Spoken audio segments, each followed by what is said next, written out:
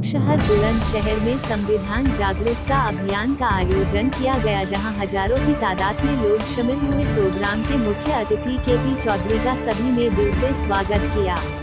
तो आइए दिखाते हैं पूरी खबर। इस तरह की सरकारें अत्याचार करती हैं। कहने का मतलब हमसे वोट लेती है। नेता कभी शक्तिमान नहीं बनता है, नेता कभी शक्तिमान नहीं बनता। जनता जो है, हम और आप अपने वोटों की शक्ति देते हैं, तब वो शक्तिमान बनता है।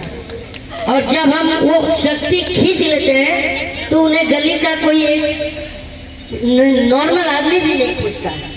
तो ये हमारी ताकत है, और उस ताकत को हम गलत जगह इस्तेमाल करते हैं तो वो ताकत को हमारी जो शक्ति जो हम देते हैं, उसी शक्ति का जो है उपयोग जनता पर नेता करता है। तो इसलिए मैं बोलता था कि नेता जो बनना चाहिए वो केपी चौधरी साहब जैसा बनना चाहिए। और लोकसभा में अगर कोई दहाड़े तो मैं समझता हूँ कि केपी चौधरी साहब को दहाड़ना चाहिए, क्योंकि मैंने वो बात देखी थी केपी चौधरी साहब में वो ईमानदारी नेता में बहुत कम मिलती है।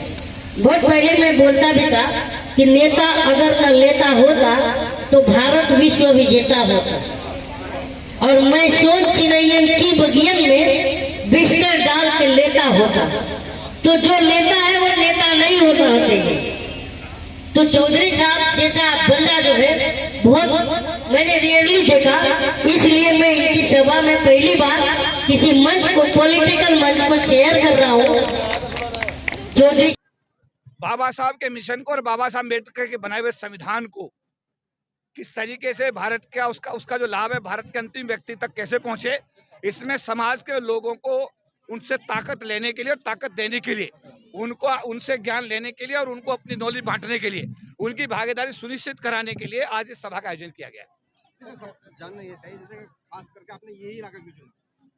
मैं पूरे देश में जाता हूं, जैसा आप मैंने बताया पूरे वर्ल्ड में मैं जाता हूं।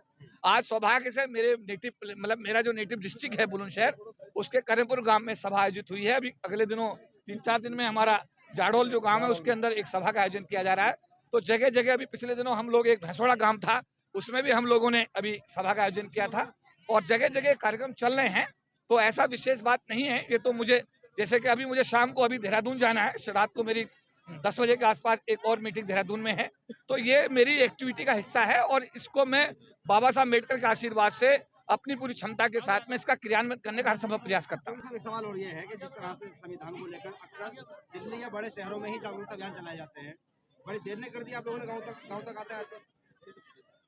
देखिए, जो आप कह रहे हैं कि बहुत देर कर दी गांव तक आते आते, मैं इसका जवाब ये देता हूं कि मैं गांव का रहने वाला हूं।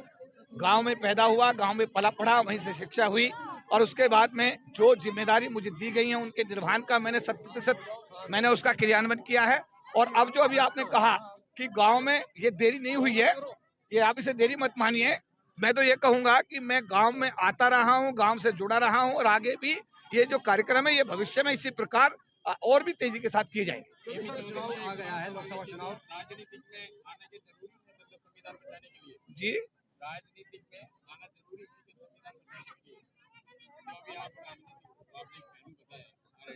देखिए, इसमें मान्यवर काशीराम जी की अगर एक हम यहाँ कथन को कोट करते हैं कि राजनीति सत्ता की कुंजी है। अगर बहन मायावती जी उत्तर प्रदेश की अगर नहीं मुख्यमंत्री बनती, तो जिस तरीके से मिशन बाबा साहब के मिशन को उन्होंने लागू किया, अम्बेडकर पार्क नोएडा में बनाए, लखनऊ में बनाए, जिस तरीके से उन्होंने महापुरुषों के नाम पे जिले बनाए, गौतम बुद्धा विश्वविद्यालय बनाया, उन्होंने इतने बड़े बड़े काम किए, वो तभी संभव हुआ जब वो राजनीति में आई, राजनीति की जो पूंजी थी, सत्ता थी, उनके हाथ में आई।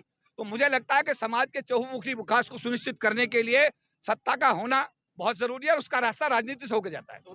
तो मैंने लिखा था, सरकार, देखिए सरकार किसकी भी हो, हम जनता को विपक्ष की भूमिका में रहना चाहिए। मतलब अगर हम विपक्ष में भूमिका में रहेंगे विपक्ष के, तो जो हाथी बिगड़ती है, पागल होती है हाथी, उसको कौन संभालता है? ऊंट।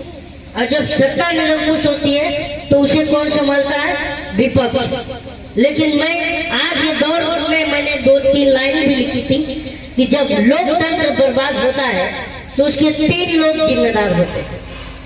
पहला बिका हुआ कलम, और दूसरा मरा हुआ विपक्ष, और तीसरा सोई हुई जनता। ये तीनों लोग जिम्मेदार हैं। आज जो संविधान की ये हालत है, लोकतंत्र की ये हालत है, वहां पर ये तीनों लोग जिम्मेदार हैं।